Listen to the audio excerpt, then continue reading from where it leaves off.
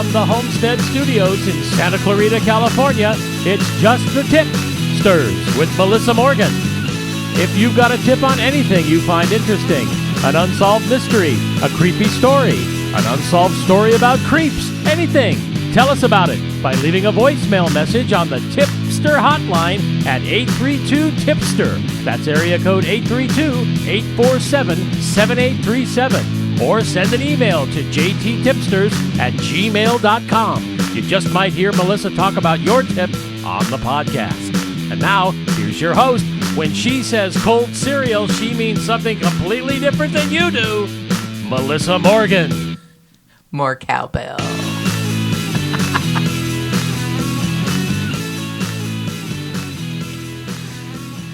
Yes, cold cereal, spelled very differently than Fruity Pebbles. Yes, I am all about the cold and the cereal and the murder and Fruity Pebbles. All of that together sort of is what I'm made of, I think, instead of like Puppy Dog Tales or whatever that little poem used to be when we were kids. Yeah, I'm made of Fruity Pebbles. If you cut me open, Fruity Pebbles come tumbling out, I'm guessing, in the large family size box too, not like the little weeny tiny box. You're more like Barbara's Puffins. Oh God, you're right. Yeah, you're right. Fruity Pebbles. I'm the peanut butter puffins. God damn it, I hate when you're right. And you are right, sir. You are correct, sir. With almond milk. I'll have you know it's now unsweetened vanilla cashew milk, lower in calories. That's all I'm saying. Uh-huh. It's I know, it's like some sort of colored water. It might have the essence of a cashew. I'm just going for lower calories. Get off my back. God. Jeez. Okay. You try and be healthy, and then your husband berates you for drinking fake nut milk. I don't know why that bothers you. At least fake nut milk. That's the title of some. I'm not gonna. That's enough. Goodbye. That is an adult website, and I keep my fake nut milk in the refrigerator, unlike certain members of Mark's family who keep theirs in the cabinet. What? I don't know if it says like must refrigerate after opening, but no, it's not required. I'm gonna now I'll vomit. But you have taken this way off course. Other than serial killers, fake nut milk, other than those wonderful things we could talk about all day long, this podcast was sort of germinating in my gut because of an unsolved missing persons case that I became sort of tangentially involved in, which was Will Sarazan. And I prefer, because of my OCD tendencies, to have everything wrapped up in a box with a bow on it. Probably a Tiffany box. If I had my druthers, it'd be a Tiffany box and a white ribbon. But life doesn't always come in a Tiffany box with a white ribbon.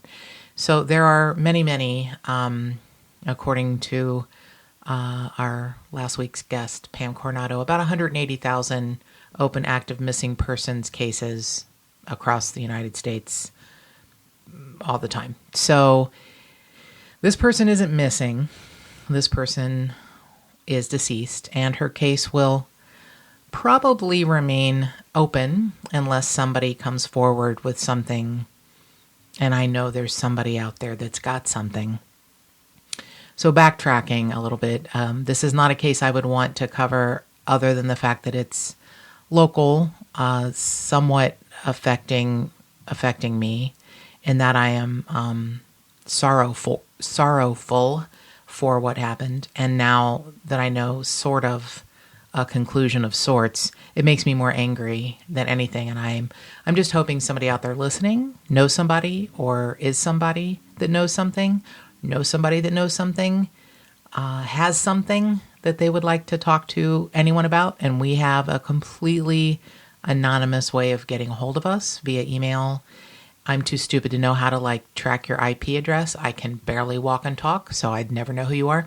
And we now have a wonderful telephone tipster line, the hotline, that we will mention the phone number again in case you didn't get it. So going back in time a little bit, producer Mark and I were looking for our first home to buy, probably starting in 2006. But every time we would look for a home, it the prices went up so much that our income didn't go up to match it. And we lived in the San Fernando Valley at the time. And I remember looking at a house that I am so grateful now that producer Mark put his foot down. He's like, hell no, I ain't buying that fucking cracker box. That's ridiculous. He doesn't actually talk like that at all. But in my mind, that's probably how he laid it out to me. So I found this house in Woodland Hills and desperately thought it should be mine. Let's just say it wasn't that big. It had water stains in the ceiling. And it had been on the market 6 months, and the owner was a cock who wouldn't take anything less than his ridiculously overinflated price. And I tried not to, Mark is like, I wouldn't give him anything less than $100,000 less than what he's asking. I was hoping to compromise and go about $50,000 under asking. And Mark's like, hell no. Again, he does not talk like that. He probably said, no, Melissa, that's not going to happen. The realtor's like, don't even bother offering $50,000 under his asking price. I didn't say it that way, and it was, You mean like Shaft? No, you didn't. No, it was more like. No, you said Melissa. Like that. Wait, that would be me. Is that me? No, that was me. No, that's me. Because I was going back to the car doing that. No, that was me. Buddy, you laid down the law. You were like, you were so Melissa, no. You were so adamant. Anyway, I loved that house. We digress. It was on a corner. Loved it. Okay, so some of you know and some of you don't know. The reason that we live in Santa Clarita is that I teach yoga, and I was teaching at a cancer support center that had an adjunct location satellite office here in Santa Clarita. They asked me to teach up here. I was like, what the fuck's a Santa Clarita? What is that? So I drove up here and I was like, hey, it's really nice. And people are kind and they wave at you like in the Midwest. It's not even like the Valley. They're nicer than the people in the Valley. And they're way nicer than people in the city because I'm country mouse. And the houses are cheaper and bigger and newer, and they don't have water-stained ceilings, and people take a decent offer. They don't keep their house on the market for 6 months while you try and get a normal price. I mean, it turned out to be a blessing, and here we are 10 and a half years later in this beautiful house that I never in my life thought we would own, and it's our starter house. It is the first house we ever bought. So we're looking at houses, and I'm a picky bitch. And we'd looked at 25 houses in the San Fernando Valley, and I was like, nope, except for the one I wanted, which thank God Mark said no. We looked at 25 houses in Santa Clarita. And the house we have now was shown to us by our realtor, who blessedly went back to his original job of marketing because he was really not good at being a realtor and was frustrated as all hell with us. I get it. Too bad. Tough shit. He showed this house to me on my birthday. And I was like, this is it. And we have never looked back, and we love this house. But there were two houses before we got this one that we were considering making offers on, both of them in Castaic, ironically. One, we talked about it over the weekend and decided not to simply because it had a flag lot driveway. And I am very selfish and don't like to share.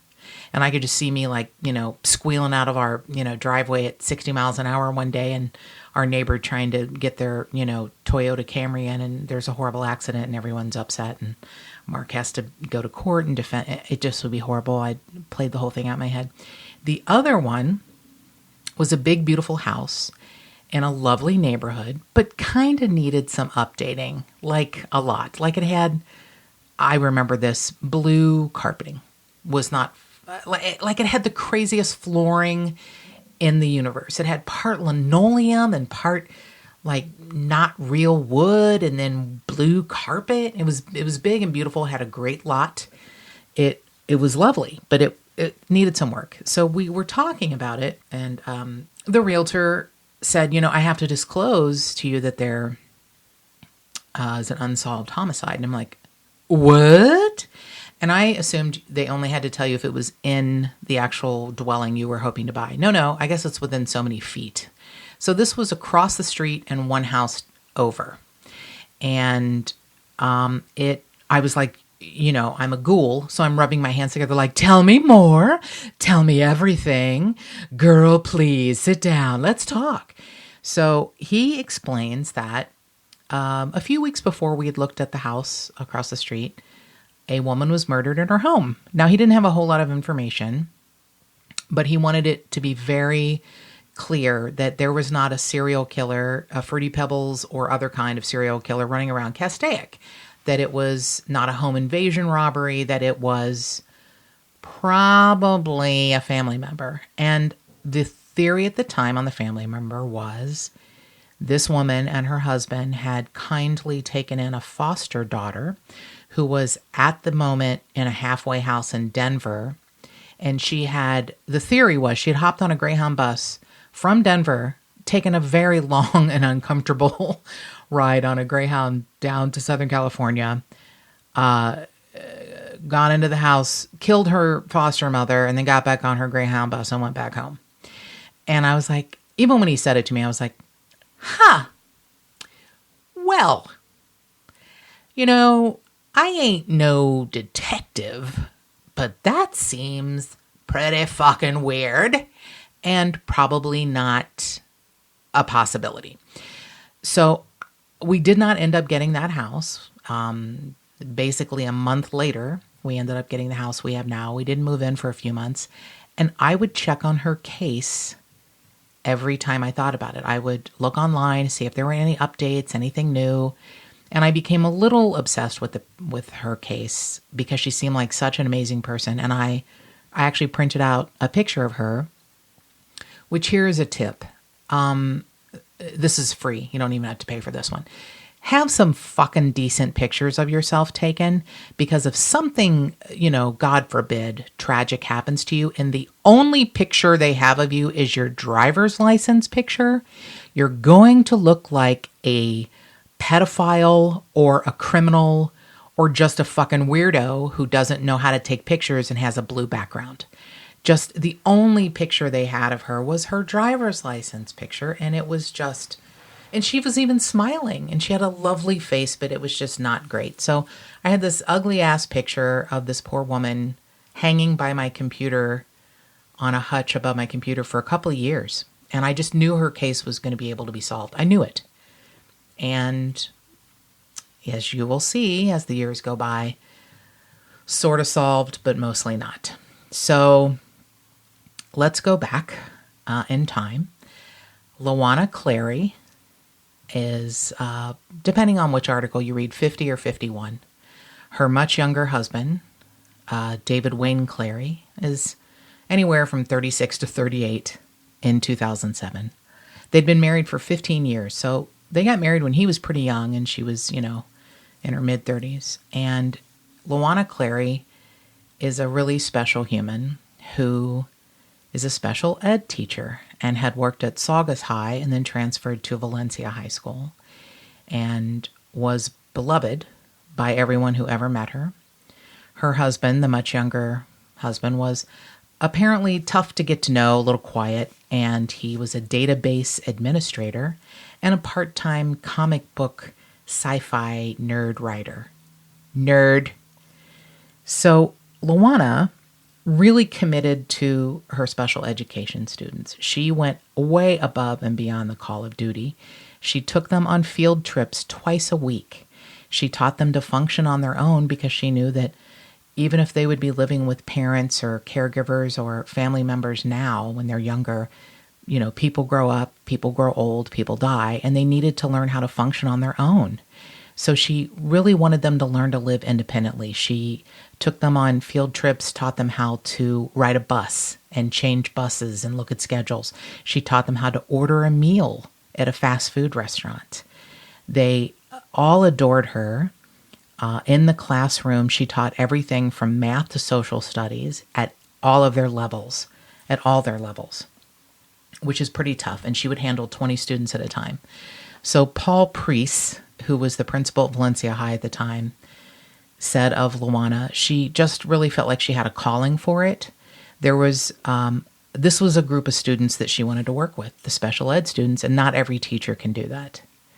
One of her students, Jeffrey Krinkle, drew inspiration from her on a poster that her students made to give to her family when they found out that she had passed. He drew a flower and a bird, and he explained that she smelled like flowers and she was friendly like a pet bird. Just incredibly beautiful. There's a quote in one of the yearbooks from Valencia High from her on what it meant for her to teach special ed students. And she said, "My students really want to learn, and you can never replace the look on their face when they finally get it," which is, that's a beautiful thing. You can see through her eyes what she was doing and she was making a difference. She was one of those people that made a difference in the world. So on April 5th of 2007, she's on spring break. It's the Thursday of her spring break, and she's planning on a field trip on Monday when she gets back to school, taking the kids to Olvera Street. And she was bludgeoned in her bed, lying on her right side. The left side of her skull caved in. Never left the bed. Never knew what happened, never knew what hit her, literally. Her husband said she was alive when he left for work at 7 a.m. There's a little discrepancy there because a friend called her at 9:15 on her cell phone, and her husband answered, or someone who identified himself as David. So either her murderer, who wasn't her husband, even though it was, answered the phone and said his name is David, or David answered the phone. And why would he have her cell phone at 9:15 when he was supposedly at work at 7? He gets home around 5:15 and calls 911, and her time of death is listed at 5:34, but that's only because that's when they found her. So the lead detective is a man named Richard Lopez, who I was blessed enough to get to actually have a conversation with.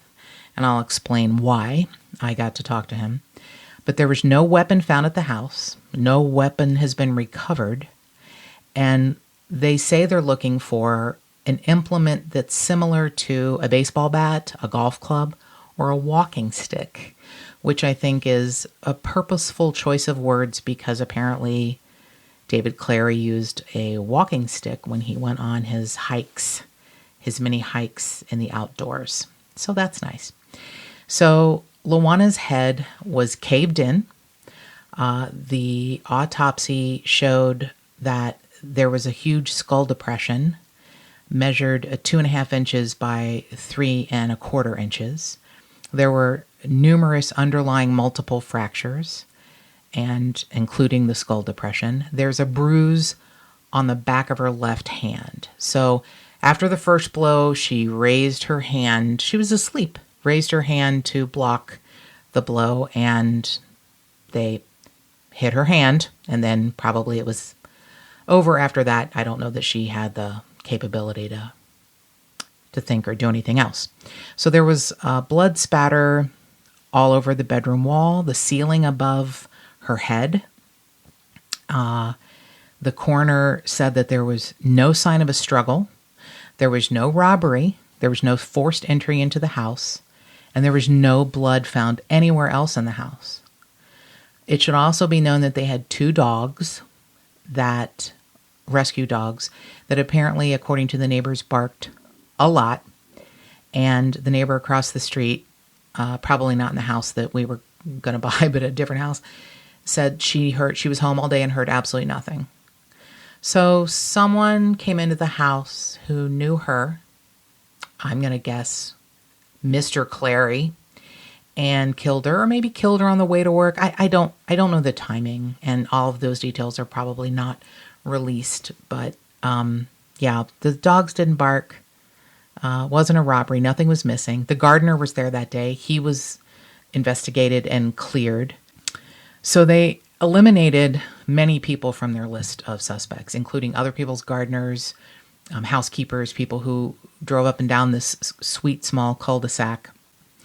So David Clary, because he is such a charmer, suggested they look into the possibility that their foster child met with drug dealers in Fresno and then stopped at the house in Castaic on their journey down the 5, which, why would you? So the detective said, we were never able to substantiate any of that story. We interviewed the foster daughter. We eliminated her. We eliminated everyone else in their life who could have come into contact with her, even some of her special ed students, because they were older teens, and some of them older, even 18. They were legal age. They eliminated coworkers. She was highly involved in her church. So Detective Lopez, who was the lead detective, said the first person to include or eliminate would be a murder victim's spouse, in this case, a husband or boyfriend. And the only person they can't eliminate is David Clary. So her brother and her father still hold out the torch of hoping that this case can be solved. This is obviously several years ago, still hoping it can be solved. 5 years after her death, her brother planted a small sapling near her grave at Eternal Valley here in Santa Clarita so that he could find her grave, because they told him he can't put a headstone because it's a double plot that David and Lawana Clary own together. And if they put a headstone, he has every right to remove it. So here's Lawana Clary in a plot that David Clary will never return to and be buried in next to her. And now they can't have a headstone. I'm hoping they can now, which will be explained why, hopefully. So, cut to David Clary leaves town about 6 months after, I think he sells the house.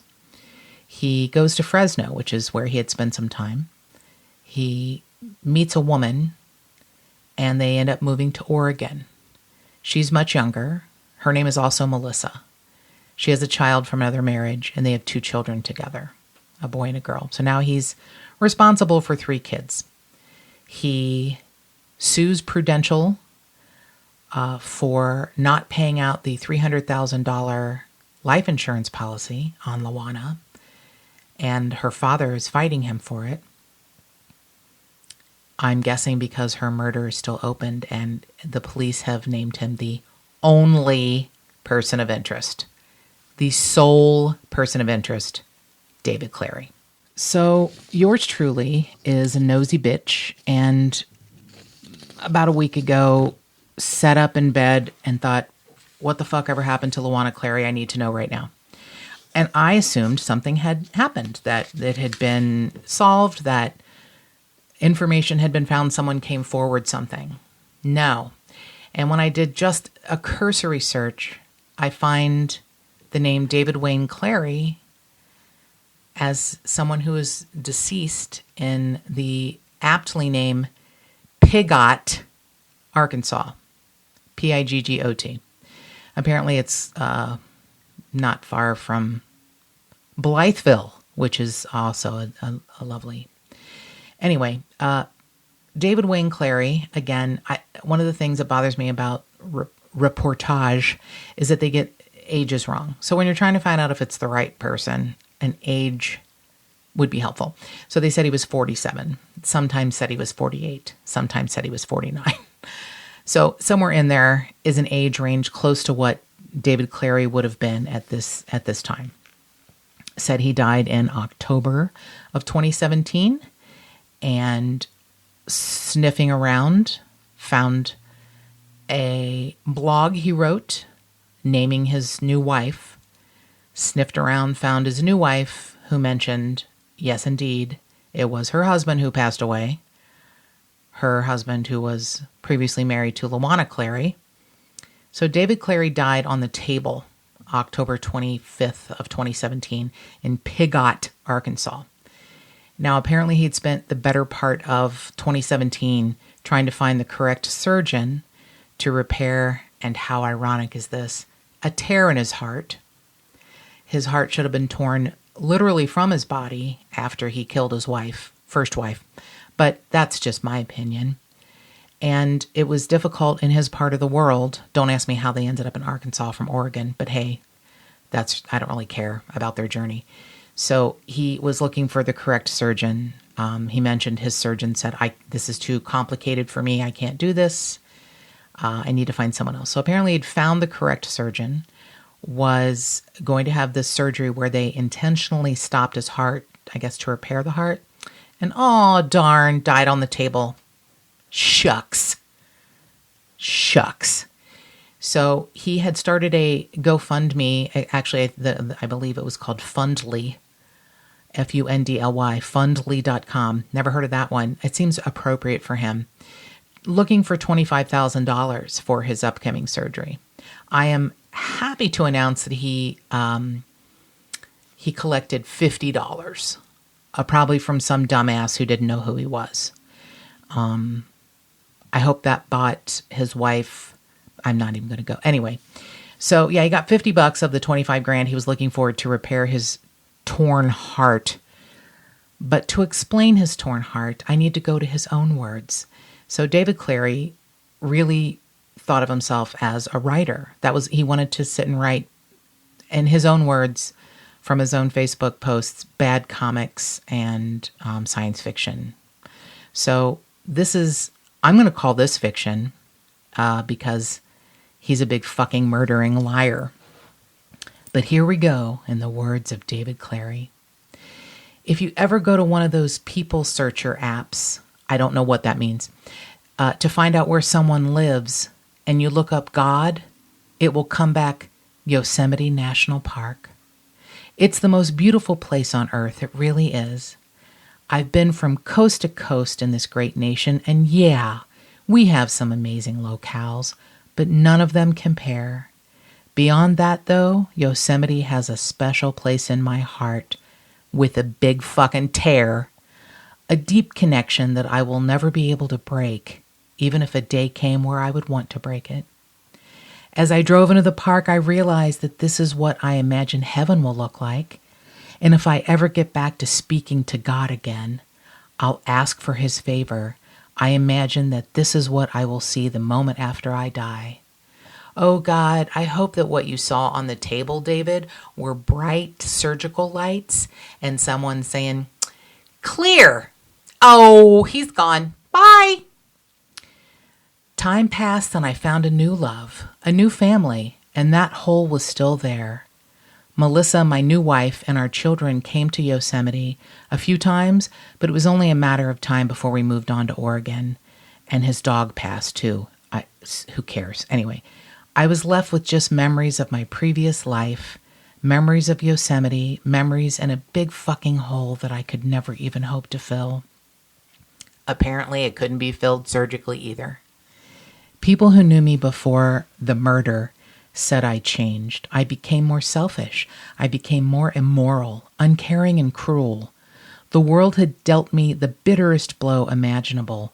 What did I care if I hurt someone else? What the hell would it matter? No one had ever been caught, prosecuted, or punished for Lawana's death. Why should I care about people and what they thought if the bastards who took her life had done so with impunity? So when I went insane and quit my job, I spent all my savings on an RV. I abandoned my new wife and family. Was that any wonder?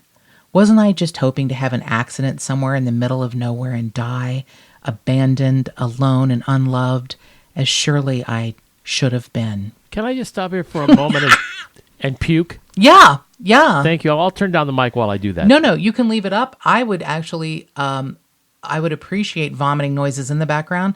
Too late, already done. It gets worse. Okay. I wish you'd eaten more for lunch because I wish there were more heaving. Was it any surprise when I realized that what I'd been doing now was so much more colossally evil than what had happened to me? I had shattered my wife's confidence in me, my love for her, in my own self-worth. What? As a wife and a mother, I think he must have meant her self-worth, unless he's also coming out as a transgender. I don't know. Because I had been too hurt to even know how to seek help for my grief, I abandoned 3 children for no other reason than mortal fear that I would lose them like I had lost my Lawana. I had destroyed every promise I'd ever made to myself, Melissa, my kids, and for what? some crazy, insane belief that somehow I could recapture the life I had had, the life that had been so violently taken from me. You mean the life that you violently took, David Clary? I was an idiot, a grossly stupid, selfish man, afraid beyond reason, terrified beyond rationality, and it had cost me everything. So here I was, having realized on Catalina that I needed to be home, having discovered in myself the capacity for healing, the capability for love, and a fierce, burning desire to rebuild all the bridges I had so heinously destroyed. Here I was, underneath the great wall of El Capitan, who had stood here for 1,000,000 years, carved by centuries of glacial exertion. Here I was, still holding on to my hurt, the life I could never have again, my desperate need to make things right that could never be made right again. I had to let go. So I said goodbye to Yosemite, and when I did, I said goodbye to Lawana too. And when I did, a floodgate opened within me that hasn't been closed since. I cried for an hour, weeping until after the sun had set, and my last day in the Sierra Nevada was done. I left Yosemite behind, and with it, I left the guilt, the grief, and the grasp I had on the giant hole in my heart. The entire trip had been about finding who I was and what the hell I was doing on this planet, and trying to reconcile while I was still here and Lawana wasn't. Well, here's how to reconcile that, David. You fucking killed her, you dick. I was here to be the husband to my new wife. I was here to be the father to my family. I was here to show that all the love and hope and happiness that I'd found with Lawana in places like Yosemite was not lost senselessly through stupid actions like quitting a job or abandoning the people who relied on me. So I said goodbye to Lawana, told her I would see her again one day, and then set my sights on home. And they're still there today. Well, not today because you're dead, you fucker. So he wrote this on something called Nomad America. He liked to open websites. He and Lawana actually had websites for their dogs, their rescue dogs. He started one called Remembering Lawana just after her murder. And there was only one post and one update. And I'll be goddamned if at the end of it, he didn't say, I just found out how expensive funerals are in California. I am not adverse to accepting donations. You pile of shit. You already had a double plot, and you fucking pile of shit. I'm sorry. I have a problem that I need to. Okay, so let's go to the fact that he sues Lawana's father for the insurance policy. He tries to point the finger at his foster daughter, who, can I just say, seems like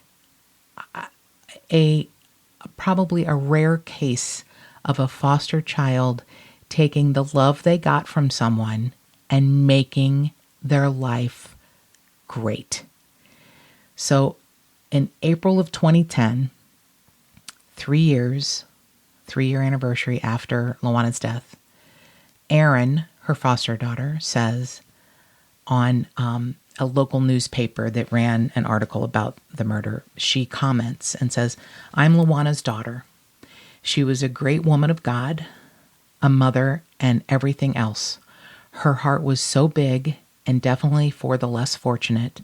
She always knew how to help. I miss her every day. I wish she could be here to help guide me. I miss her warm voice and her soft words. She is remembered in all of our hearts, and she's watching down on all of her loved ones right now, proud and out of misery. She'll never be gone in my heart. I am her daughter, and I love her. So the next, Erin quoted several times over the years, and this is the last one, and this one is the one that, this one got me. So March of 2015, it will be 8 years and a couple of days that my mother has been gone. I'm always looking for updates, and it looks like the person who did this won't be caught. I'm very blessed that my mom visits me and her grandbabies in my dreams. I really need her right now. She had that special kind of heart and loved with everything she had, and she loved me when nobody else did. So Lawana's father said of the now 20-something foster daughter who Lawana and David, I guess, accepted into their home. She has now moved to the East Coast. She's really turned her life around, and she's become a mother herself, according to Mr. Taylor, Lawana's father. So he's kept in touch with the foster daughter. She seems like somebody who has a heart and understands that her life was made better by her time with Lawana. This woman who is a special ed teacher, which I feel like there should be a special place in heaven. Mark has a friend who's a special ed teacher. I have known several people who are special ed teachers, and I can barely stand kids anyway, and those people do God's work, and it's a beautiful thing. A very beautiful thing. So his second wife, Melissa, and their kids are left with only the memory of the murdering comic book writing nerd. And when I found this information out, I was like, I'm quite sure that the police know. But, you know, it's Arkansas. Maybe they don't. And I should never doubt the police. I've always been a big fan of law enforcement because I'm fascinated by it. And working on the Will Sarazan missing case and looking for him, I had sort of become a little jaded with law enforcement. But a simple phone call brought me right back to my original thought, which is, nope, you can't doubt them because they do a lot of work that we just don't know about. So I called LAPD cold case detectives and left a message at noon. And by 1:50, I'd gotten a call back from the lead detective, Detective Richard Lopez. And he was very forthcoming. We spent about 20 minutes on the phone trading theories back and forth. He's the one who said, oh yeah, we know he died. He died on the table. And I thought, oh yeah, that's even better than just finding out he died from surgery. I thought maybe he'd made it through surgery and died in recovery. No, he died on the table. Yes. Yes. And I'm hoping the last thing that he saw was not his beloved Yosemite, but maybe, you know, if there is another plane we go to, somebody saying, hey, you're bad. You killed people. You go where it's real warm. Glad you like the heat. It's turning up. The heat's turning up, David Clary killer.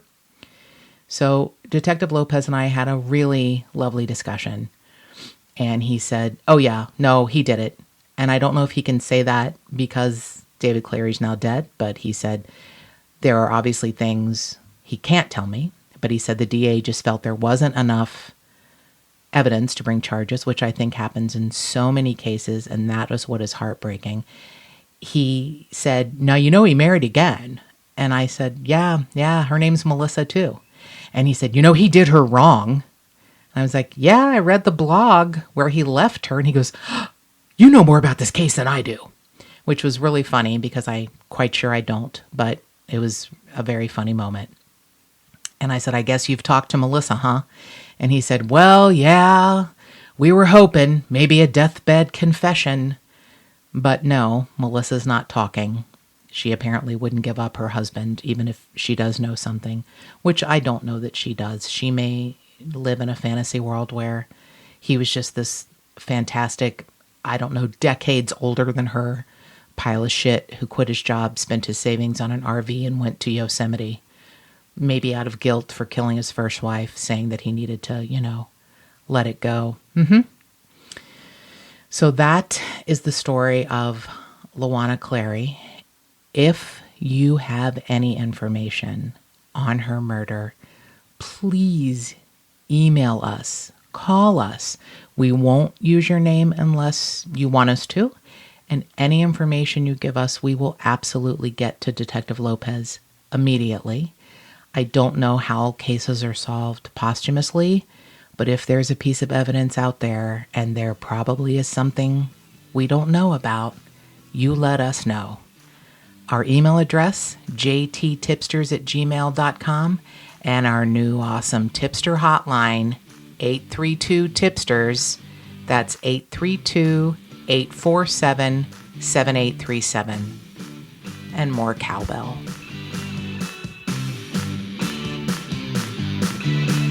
Remember, that's 832-TIPSTER, area code 832-847-7837, or drop us a line to jttipsters@gmail.com.